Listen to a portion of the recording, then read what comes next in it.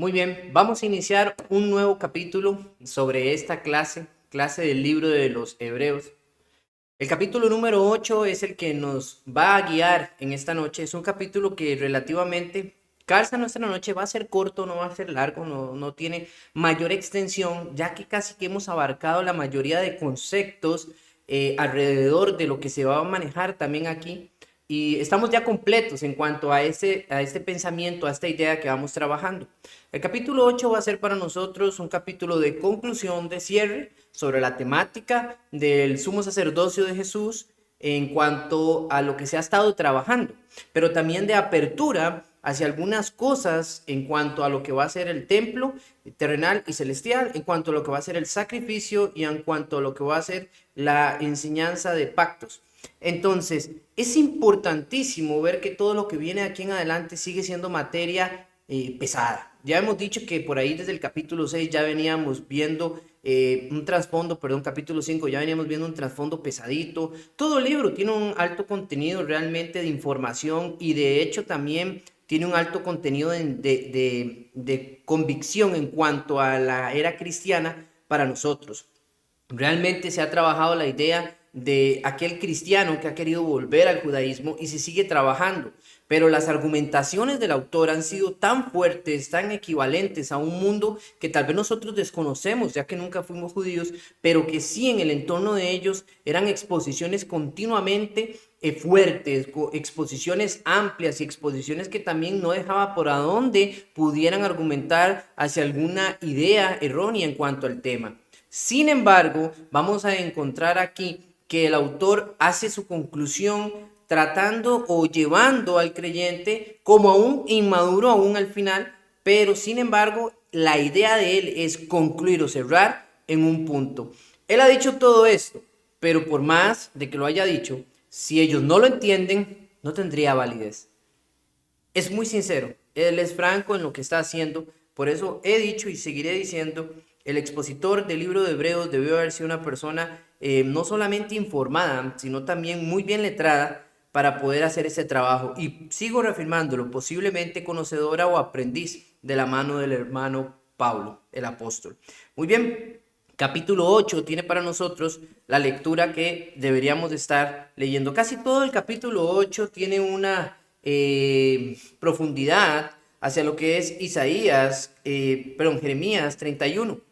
Anteriormente creo que ya han visto algunos conceptos, hemos visto una pequeña pincelada dentro del libro y nuestro hermano Byron a través de sus estudios nos ha planteado también algunos conceptos. Él ha trabajado ya la parte de lo del santuario y después del capítulo 8, en el capítulo 9 nos vamos a adentrar hacia esa parte. Ya con todo lo que se ha enseñado y se ha definido, mis queridos hermanos, vamos a pasar más rápido ese capítulo 9 y no vamos a detenernos hablando de las cosas del santuario porque ya Byron las ha trabajado. Yo trabajé algunas pinceladas importantes y el hermano Byron ha trabajado más profundidad en ellas. Esos conceptos espirituales son demasiado decisivos para entender este punto hacia donde nos aproximamos, pero sobre todo, hermanos, para entender la parte espiritual que nos toca hoy en día y entender el contraste entre un santuario terrenal a un santuario espiritual, ya que esto es lo mismo que nos va a arrojar desde el inicio el autor desde el capítulo 8. Vamos allá y lo vamos a leer. Capítulo 8, versículo 1. Dice así: Ahora bien, el punto principal de lo que se ha dicho es este: tenemos tal sumo sacerdote, el cual se ha sentado a la diestra del trono de la majestad en los cielos, como ministro del santuario y del tabernáculo verdadero, que el Señor erigió, no el hombre. Porque todo sumo sacerdote está constituido para presentar ofrendas y sacrificios por los cuales es necesario que éste también tenga algo que ofrecer. Así que si él estuviera sobre la tierra, ni siquiera sería sacerdote, habiendo sacerdotes que presentan las ofrendas según la ley, los cuales sirven a lo que es copia de la sombra de las cosas celestiales, tal como Moisés fue advertido por Dios cuando estaba a punto de erigir el tabernáculo. Pues dice él: mira, haced todas las cosas conforme al modelo que fue mostrado en el monte. Pero ahora él ha obtenido un ministerio tanto mejor, por cuanto es también mediador de un mejor pacto establecido sobre mejores promesas. Pues si aquel primer pacto hubiera sido sin defecto, no se hubiera buscado lugar para un segundo, porque reprochándolos, él dice: Mirad, que vienen días, dice el Señor, en que estableceré un nuevo pacto con la casa de Israel y con la casa de Judá, no como el pacto que hice con sus padres el día que los tomé de la mano para sacarlos de la tierra de Egipto, porque no permanecieron en mi pacto, y yo me desentendí de ellos, dice el Señor. Porque este es el pacto que yo haré con la casa de Israel después de aquellos días, dice el Señor. Pondré mis leyes en la mente de ellos y las escribiré sobre sus corazones, y yo seré su Dios, y ellos serán mi pueblo. Y ninguno de ellos enseñará a su conciudadano, ni ninguno a su hermano, diciendo, conoce al Señor, porque todos me conocerán, desde el menor hasta el mayor de ellos, pues tendré misericordia de sus iniquidades, y nunca más me acordaré de sus pecados. Cuando él dijo, un nuevo pacto, hizo anticuado el primero, y lo que se hace anticuado y envejece está próximo a desaparecer. Eso es todo lo que tenemos del capítulo 8. Y yo me caliento las manos al llegar al capítulo 9. Me encanta, es un capítulo muy, muy bueno, el capítulo 9 y el capítulo 10. Pero el capítulo 8 va a ser esa transición hacia todo aquello que queremos llegar.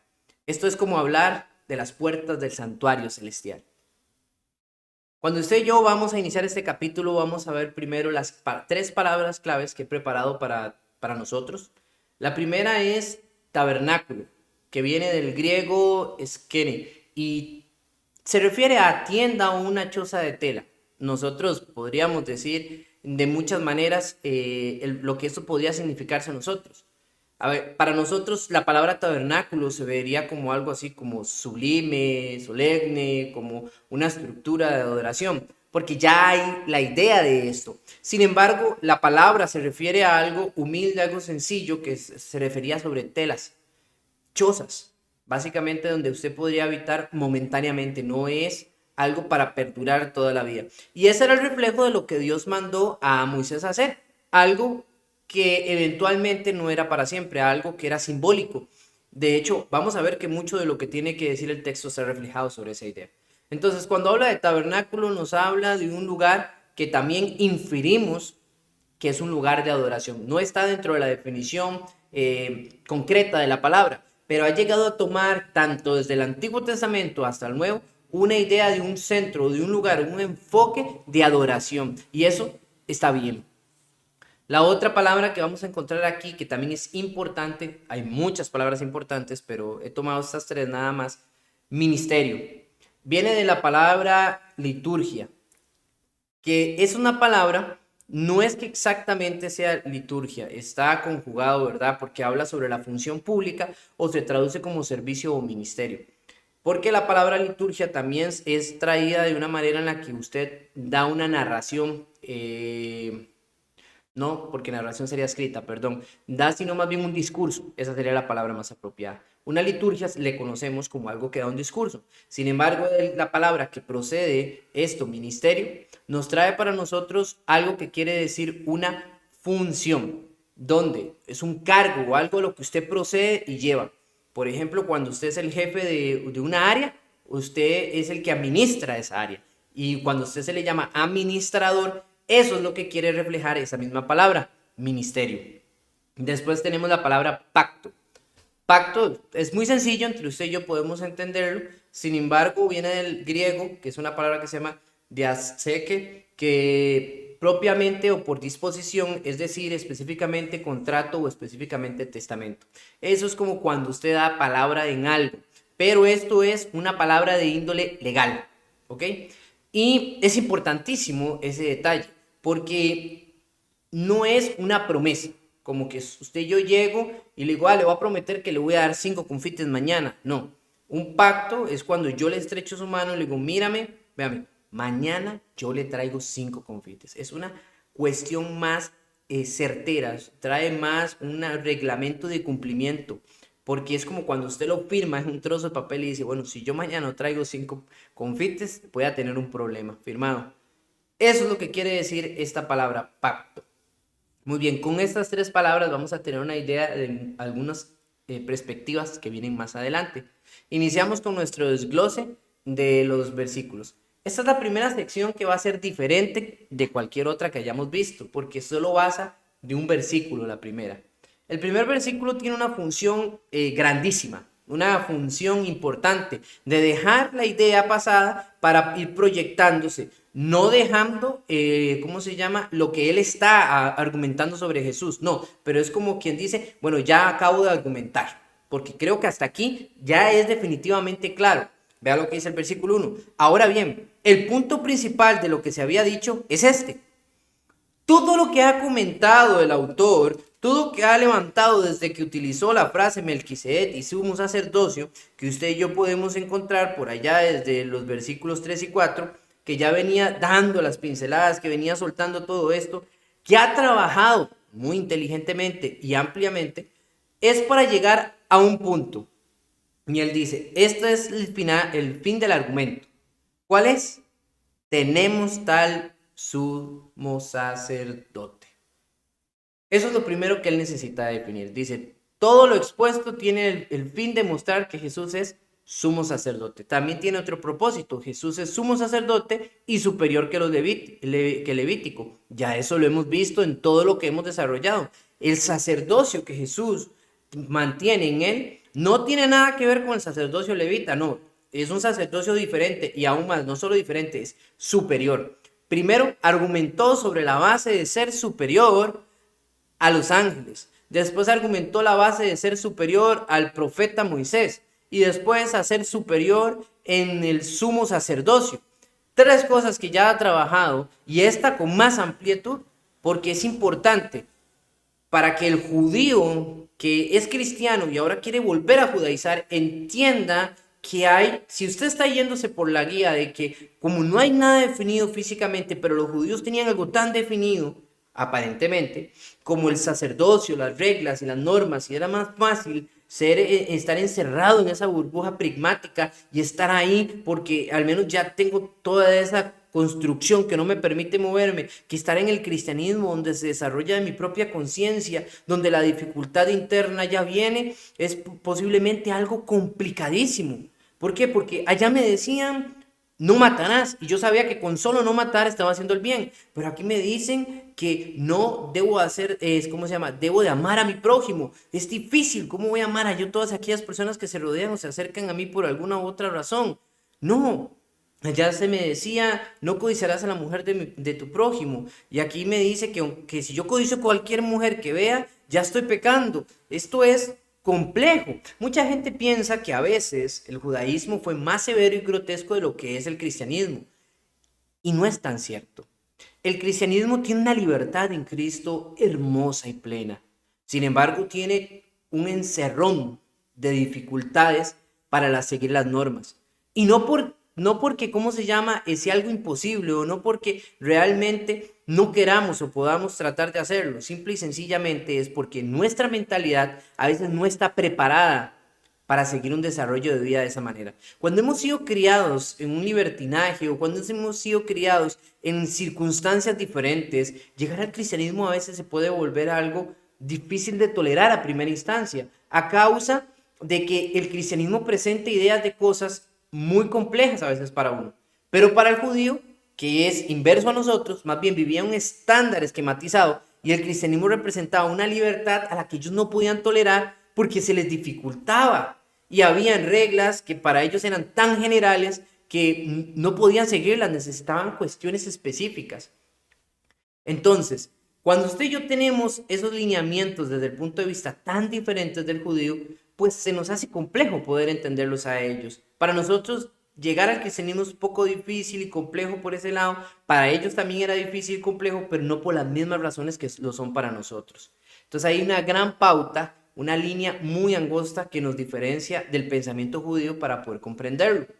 Después Jesús está en el tabernáculo superior. Vea lo que dice al final de este, ¿cómo se llama? Pasaje entrando al 2. El cual se ha sentado a la diestra del trono de la majestad en los cielos. Yo creo que esta es una de las pocas veces en las que se menciona la frase majestad. No la puse dentro de las palabras claves porque es fácil para nosotros entender rápido, sin lugar a dudas, que majestad se trata sobre algo sublime, inmensamente sublime. Es una palabra pomposa para nosotros, es una palabra que refleja algo no solo superior, sino algo excelsamente grande y maravilloso. Puede ponerle usted cualquier título y explotarlo a la millonésima para poder tratar de interpretar majestad. Y dice que Jesucristo, ¿ok? Él lo dice, bueno, el final del argumento es saber que Jesucristo es sumo sacerdote. ¿Cómo? Ya lo expliqué, según el orden de Melquisedec. Y aún más, él ni siquiera está en esta tierra, él está a la diestra. La frase a la diestra quiere decir a la derecha, la zona de confianza, de autoridad o de empoderado. Recordemos que representa a través de la Biblia el trono de los cielos, está representado y sentado en él, no de una forma física como nosotros seres humanos, sino para que lo entendamos, no podemos decir que sea un trono exactamente como una silla. Yo quiero que ustedes entiendan esto, cuando hablamos del trono de la majestad divina, de Dios, no es una silla como la que usted y yo podemos interpretar. Dios no se sienta, y si se sienta porque le da la gana. Pero Dios es espíritu. Así que Él es algo más grande. Eso es un lugar que Él ha definido como su trono. Pero eso no es grande por ser un trono de Dios. Eso es grande porque ahí está Dios. Y Dios está en todo lado. Pero Él atribuye este lugar como su centro, o Él atribuye este lugar como el lugar desde el que Él rige y reina la existencia misma. No me voy a atrever ni siquiera a decir universo. La existencia misma de todo lo creado. Y solo esas palabras ahí tienen una gran idea de las que deberíamos de estar imaginando, pensando, pero que se nos escapa por completo cuando solo leemos a la diestra del trono de la majestad en los cielos. Nótese siempre las frases cielos, desde Génesis capítulo 1 y versículo 1 y 2, que hay una enseñanza para nosotros. Nótese como Pablo lo dice allá en 2 Corintios también. Hay una enseñanza muy enfocada en la de los cielos. Byron les hablaba a ustedes al principio sobre este tema. Y hay un enfoque que nosotros tenemos que entender. La Biblia nos dice que hay 3 cielos. Habla de ellos no como una forma de que allá donde está Dios hay 3 pisos. No. Hay creencias que dicen hay 7 pisos, un piso de tal. No. Apocalipsis nos dice algo sobre los sedimentos donde está esa gran ciudad que vio Juan, pero no tiene nada que ver con este contexto. Al hablarnos de 3 cielos nos habla de que hay una estructura a la que se le llama cielo, que es lo que está por encima de nosotros, que es aquella que podemos ver y de cierto modo, porque no fuimos creados para alcanzarla, pero obviamente nosotros la alcanzamos de alguna u otra manera. Sin embargo, no la podemos trascender, no estamos capacitados. Hay un segundo cielo que es todo lo que llamamos cuerpos celestes y que se extienden alrededor de nuestra mirada, la cual de noche podemos apreciar, podemos ver, pero no podemos alcanzar. Y no estamos en la condición de poder llegar ahí para nada. Y hay un tercer cielo que es lo que la Biblia objeta como el lugar de la morada divina, que es aquel que está más allá de ese mundo de cuerpos celestes que nosotros imaginamos como planetas, galaxias, universo, que está más allá, y ese lugar es al que se le llama el tercer cielo o la morada celestial. Y es hasta ahí donde apunta el autor del libro de los Hebreos. Dice que ahí es donde está Jesús, ungiendo ahí adentro de una manera especial. Vamos a ir esto ahora a la siguiente sección, que sería la sección que va del versículo 2 al versículo 6. Es todo un trozo, dice, como ministro del santuario y del tabernáculo verdadero que el Señor erigió y no el hombre. Hay un santuario verdadero. Él más adelante va a argumentar que esto es lo real y que de hecho nos dice que el tabernáculo conocido para nosotros, o para ellos, mejor dicho, para el judío, no era verdadero. Esto pudo haber golpeado la mente judía de primera instancia, pero claro, la argumentación de él ha sido buena, incluso va a refutar un poco aquí en la citación, y es importante, véanlo ustedes conmigo en el versículo 5, vamos a adelantarnos hasta la siguiente parte donde él habla sobre Moisés, dice, como Moisés fue advertido por Dios cuando estaba a punto de erigir el tabernáculo, pues dice él, mira, haz tabernáculo, pues dice, mira, haz todas las cosas, conforme al modelo del que se te fue mostrado en el monte. Y esto es importantísimo para nosotros. Esto habla de allá, de Éxodo capítulo 25, versículo 40, cuando Dios le está dando la revelación de todo lo que tiene que hacer a Moisés, y él se lo dijo. Este es el modelo para hablar de que había algo que sí era, según el contexto de este modelo, lo real. Todo lo que mandó Dios a hacer a Moisés era una representación de lo real. Como cuando usted hace una maqueta. ¿Usted ha visto a algún ingeniero hacer una maqueta?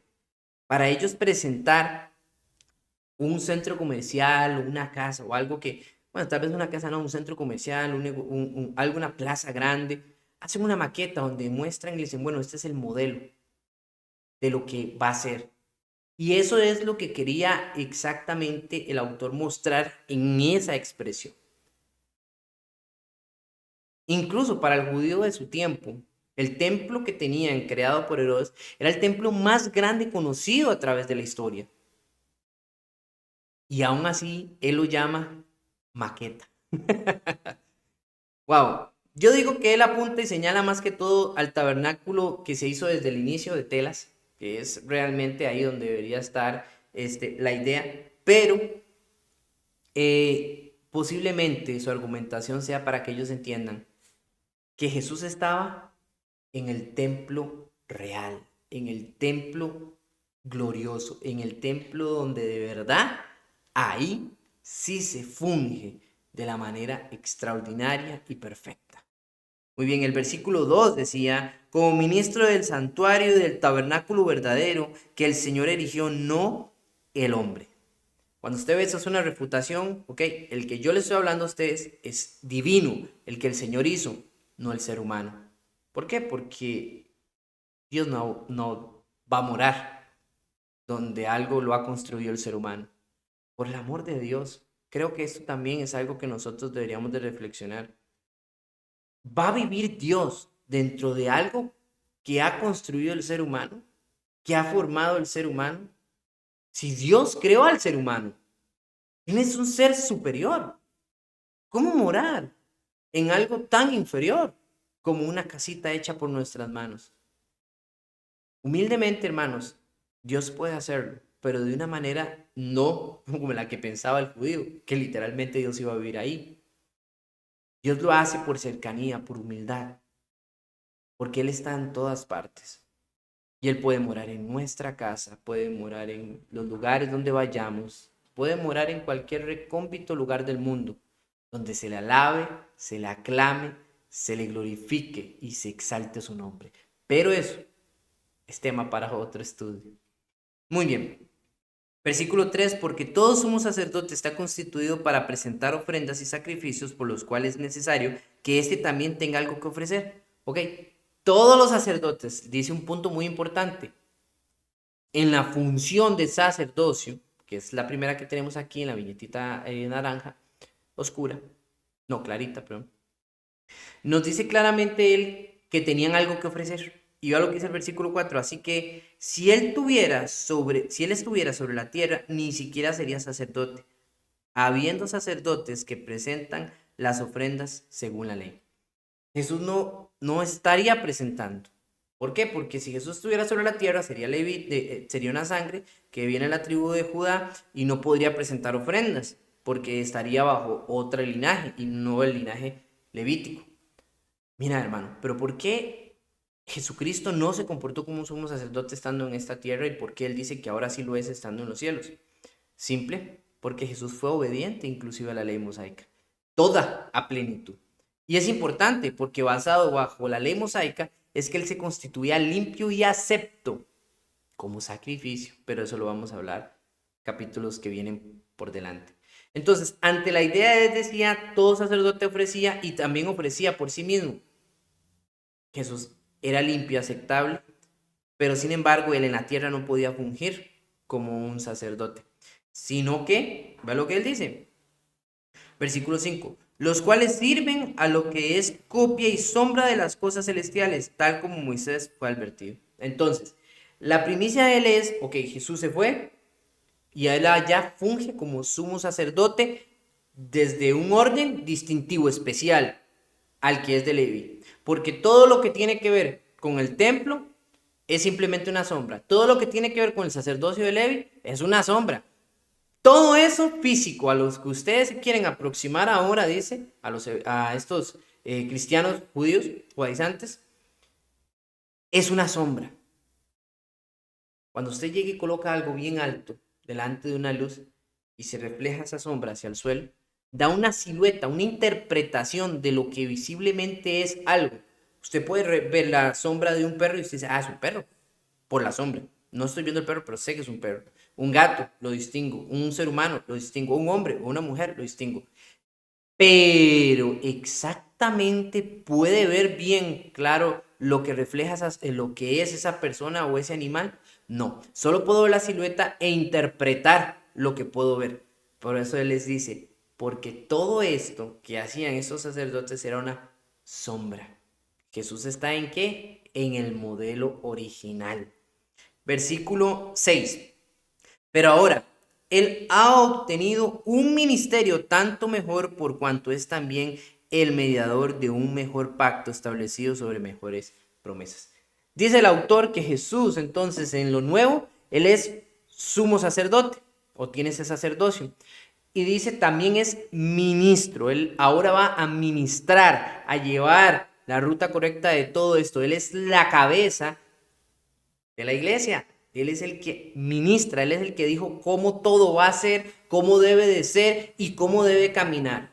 Cuando usted ve que hay líderes espirituales, los ancianos dentro de las iglesias, llámele usted ancianos, pastores o obispos, que las tres palabras reflejan o hablan de exactamente el mismo concepto. Las tres palabras hablan del líder espiritual de la iglesia que está momentáneamente puesto por Cristo. Pero no es que literalmente usted solo pueda decirles por un nombre. Quiero que entiendan, ¿verdad? Que se les dice pastores porque ellos cuidan el rebaño. Quiero que se les entienda que se les dicen ancianos porque ellos son por lo general los más experimentados o longevos de vida. Y recuerden que también se les llama obispos porque ellos son los que están vigilando y cuidando todo. Entonces las tres palabras lo que hacen es definir la función de un cargo, ¿ok? Le hemos esquematizado bajo un título, pues sí, y no está mal, podemos decirle de esa manera, pero no nos encerremos, eso es lo importante, en una idea propia nada más, porque si le llamamos ancianos es correcto, y si le llamáramos pastores también sería correcto, y si le llamáramos obispos también sería correcto. Ok, normalmente a la iglesia de Cristo le llamamos ancianos. ¿Por qué? Porque es la palabra más utilizada en todo el Nuevo Testamento. Los ancianos, los ancianos, los ancianos, los ancianos. Y no está hablando de personas viejitas solamente, sino está hablando de aquellos que son los líderes espirituales. Ok, entonces dice que este ministerio, él es el que lo controla, pero los líderes espirituales, como les decía anteriormente, trabajan en la iglesia definiendo cosas que no tienen que ver nada ni cuanto con doctrina, ni en cuanto a cómo se debe vivir una vida cristiana, porque eso ya todo lo dijo Jesucristo. Él es el ministrador de todas estas cosas.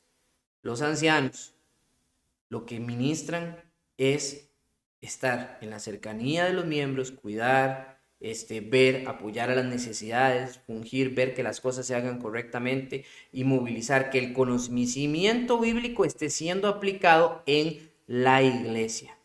Es su responsabilidad.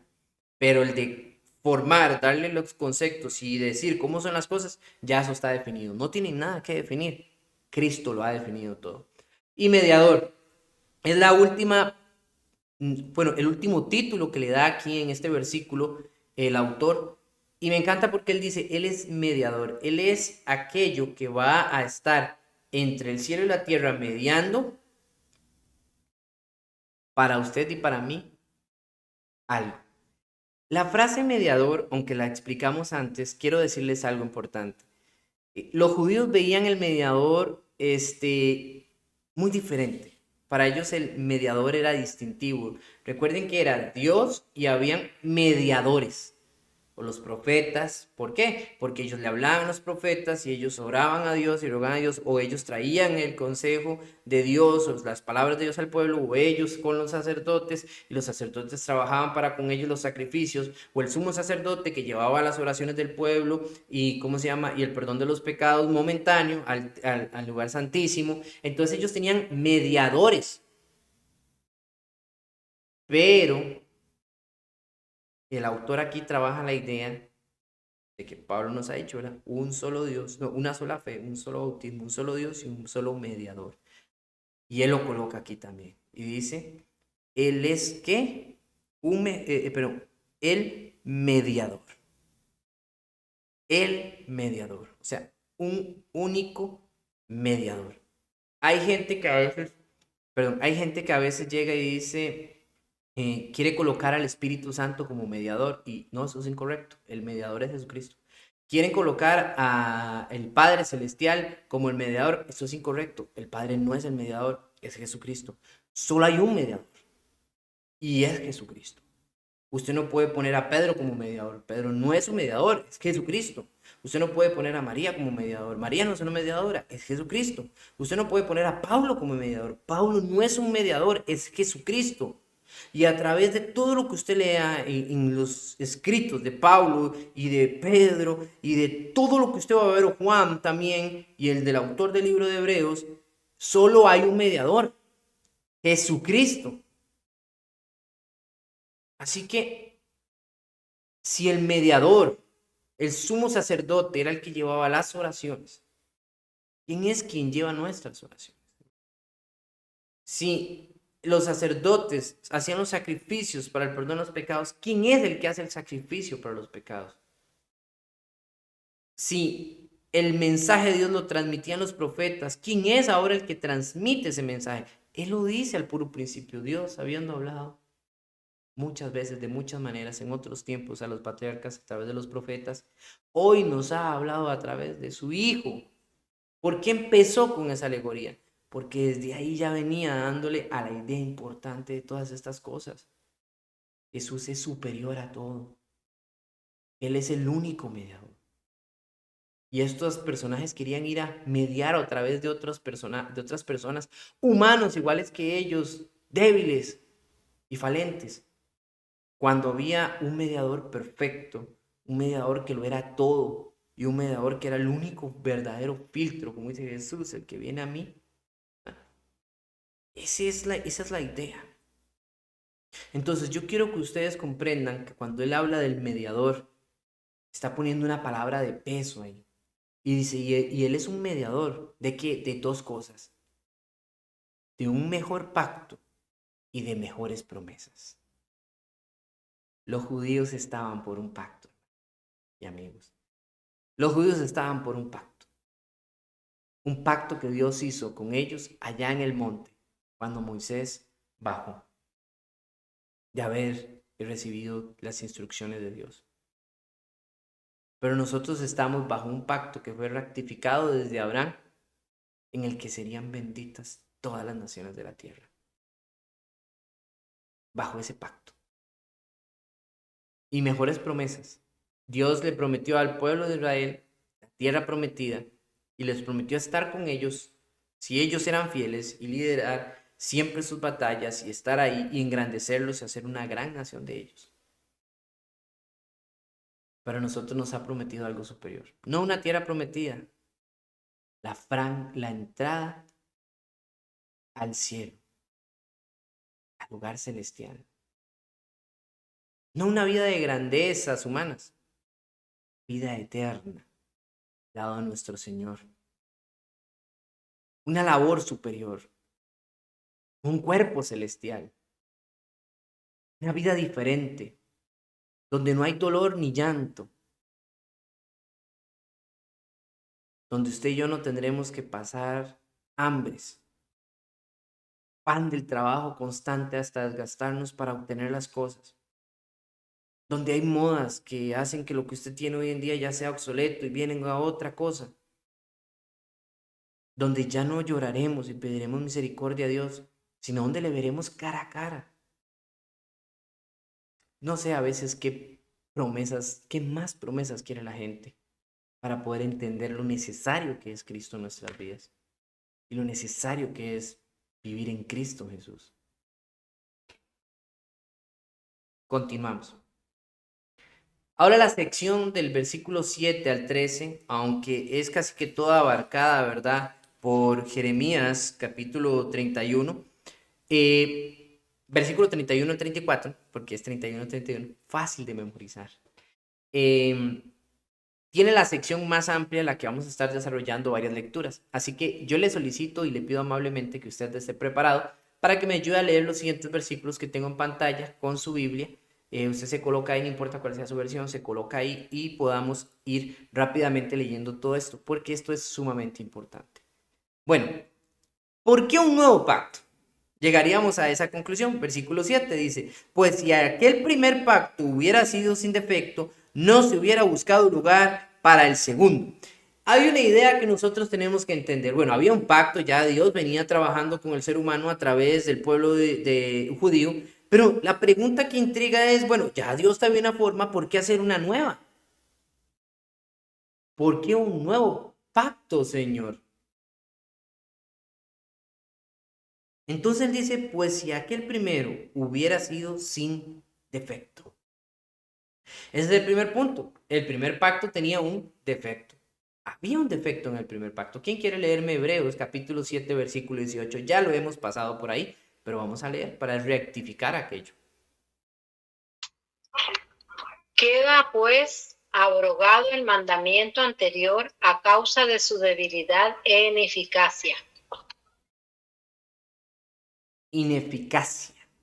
Dice que él queda abrogado, o sea, queda eliminado porque él es ineficaz. El mandamiento anterior, el pacto anterior. ¿Qué nos dice a nosotros eso? Entonces había algo que lo hacía defectuoso, como el autor lo está volviendo a decir acá. El primer pacto tenía un defecto. Entonces quiere decir que ese pacto era malo, la ley mosaica era mala. No, la ley mosaica era buena. Quiero que alguien me ayude a leer Romanos capítulo 7 versículo 12. Dice, de manera que la ley a la verdad es santa y el mandamiento santo, justo y bueno. Muy bien. Entonces, si la ley era santa, justa y buena, ¿por qué tenía un defecto? Bueno, hay un dato que nos podría ayudar porque hay una argumentación importantísima de la ley santa y buena.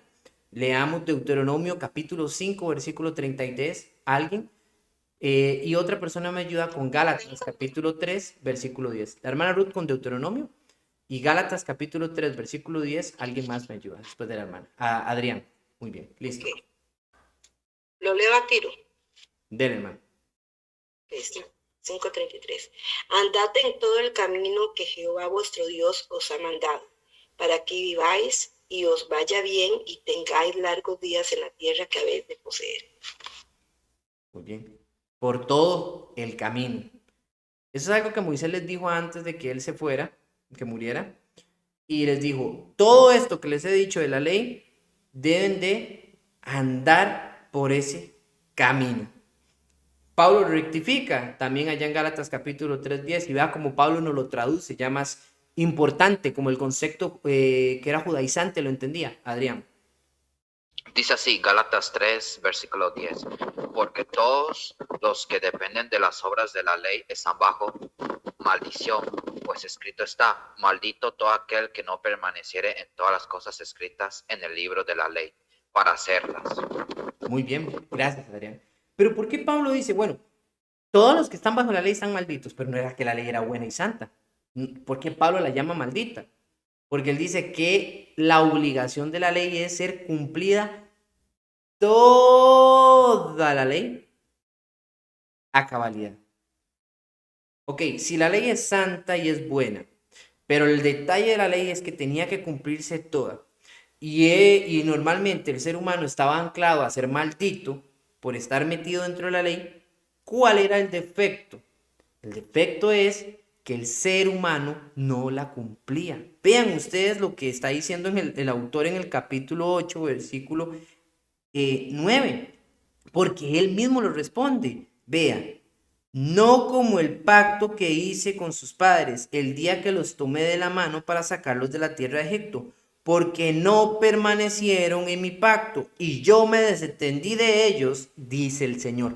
No permanecieron. La ley no era el problema. Dios hizo una ley que podía ser cumplida. Dios hizo una ley rigurosa que necesitaba enseñar, mostrar algo al ser humano.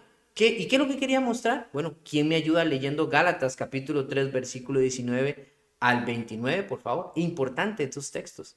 Por favor, Adrián. Ok, ya como estoy aquí, voy a leer el 19. Entonces, signos de pregunta, ¿para qué sirve la ley?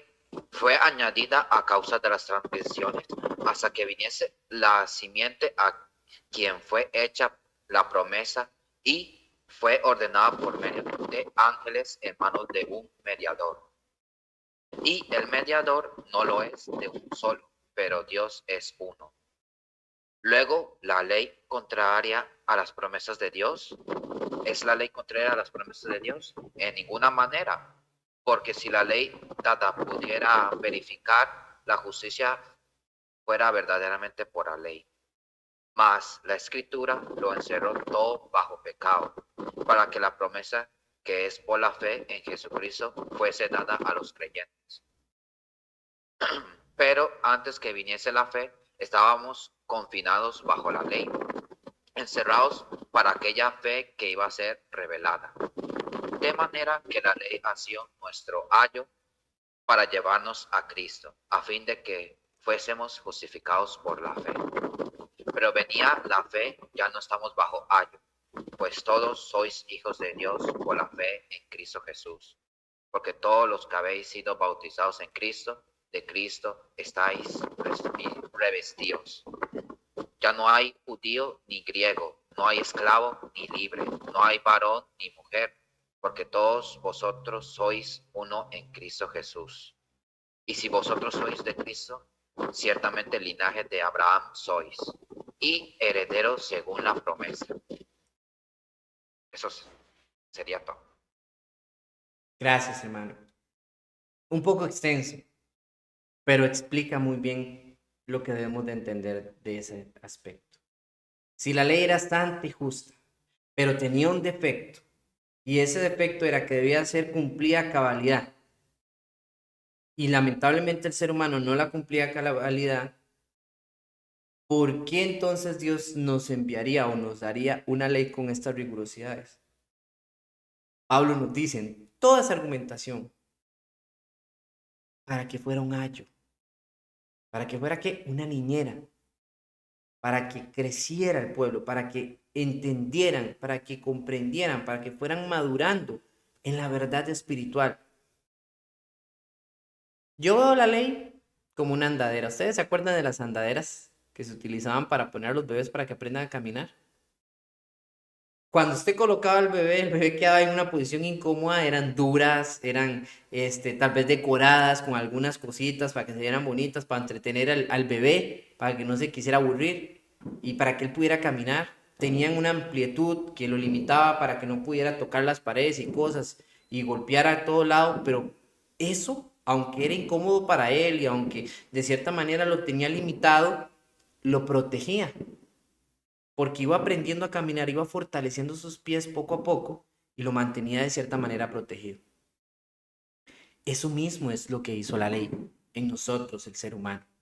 Y Dios constituye de la ley ese hecho, ese acontecimiento que iba a prepararnos, que iba a solventar, en la mente judía, aquella idea para poder aceptar a Jesucristo. Y ahí es cuando yo me duelo, mis queridos amigos, porque yo recuerdo lo que nos dice allá Juan, capítulo 1, déjenme y yo voy corriendo y se los voy a leer textualmente. El Evangelio según escrito por Juan, después de que habla de la alusión del verbo y todas estas cosas hermosas y de una alta teología, nos dice algo súper importantísimo. En el versículo 11 del capítulo 1, a los suyos vino y los suyos no le recibieron. ¿Por qué hace esa argumentación Juan? Porque él sabía, ahora entendido por el Espíritu, que el pueblo judío debía estar más que capacitado para entender que Jesús era el Mesías y para entender que él venía como su libertador. Sin embargo, se negaron. No todos, no todos, hay que entender, se usa en generalidad, pero no es todos. Se negaron y más bien lo entregaron a la muerte. La ley tenía el principio de enseñar y de guiar la mentalidad de aquellos seres humanos a la llegada de Jesucristo en su vida. ¿Cómo sabrían que él era un mediador? ¿Cómo sabrían que él era un sumo sacerdote? ¿Cómo sabrían que él mediaba, que él traía un nuevo ministerio y que él traía un pacto con más grandes promesas si no hubieran tenido la ley?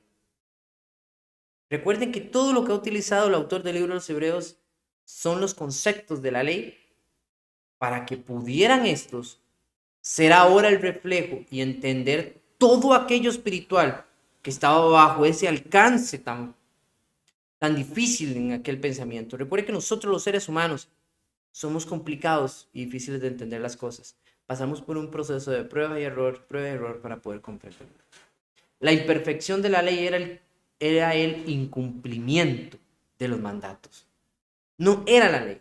Cuando el autor dice, pues si aquel primer pacto hubiera sido sin defecto, no hubiera buscado lugar para un segundo. El defecto del antiguo pacto no era la ley, eran nosotros los seres humanos, que no la cumplíamos, o que no la cumplieron ellos los judíos. Sin embargo, esta nueva ley que es en Cristo es una ley espiritual, amplia en perdón, en misericordia, en gracia, en amor. Que todo aquel que por más que ha pecado o ha hecho algo malo, por muy vil que nos parezca, si se arrepiente genuinamente de su corazón, genuinamente, y busca de Dios, entonces este va a entrar, va a ser perdonado, va a ser bautizado a través del agua del bautismo, va a ser perdonado. Y entonces va a fungir dentro de una familia que Dios mismo lo incluirá. Y va a trabajar de una manera diferente. Su vida va a cambiar. Su percepción de las cosas va a ser diferente. Su seguridad en Cristo es completamente ajena. Tanto que voy a utilizar para que ustedes entiendan por qué él está tan enfocado en hacer esta concepción de esta idea. Ahora, recuerden que el autor había dicho algo. Acerca de esto hay muchas cosas que él quisiera decirles a ellos, que les hubiera querido explicar, que hubiera deseado con todo su corazón haberlo dicho. Allá en el versículo 5, ¿se acuerdan?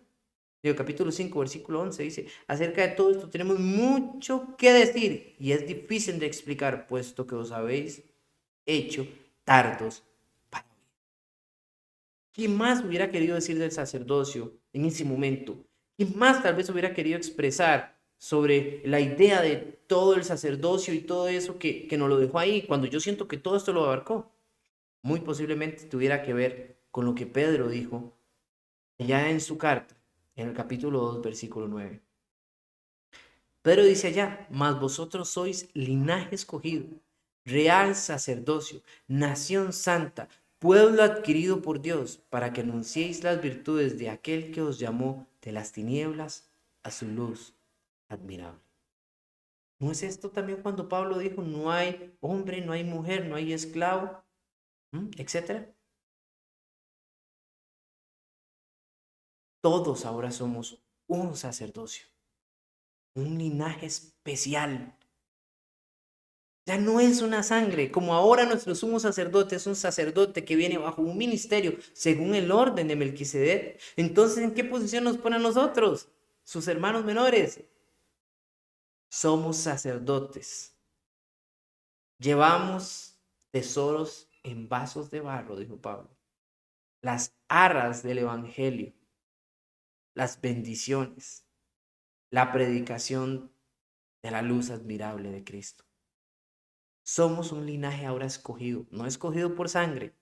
Somos ahora un linaje, según aquel sacerdocio espiritual, ahora somos un linaje espiritual, parte de una familia espiritual, escogidos. No nacimos ahí al caer.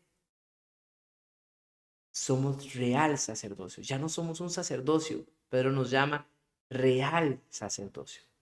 Y eso para mí y para usted debería de ser algo de maravillarnos y de entender que no solamente en Cristo tenemos un propósito, tenemos oficio y función importantísima, celestial, que obrar desde esta tierra hasta llegar a los cielos.